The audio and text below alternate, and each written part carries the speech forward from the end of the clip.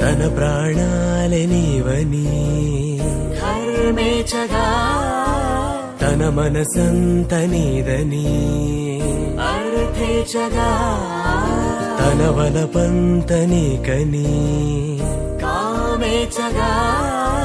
అవధులు లేని ప్రేమకై మోక్షేచగా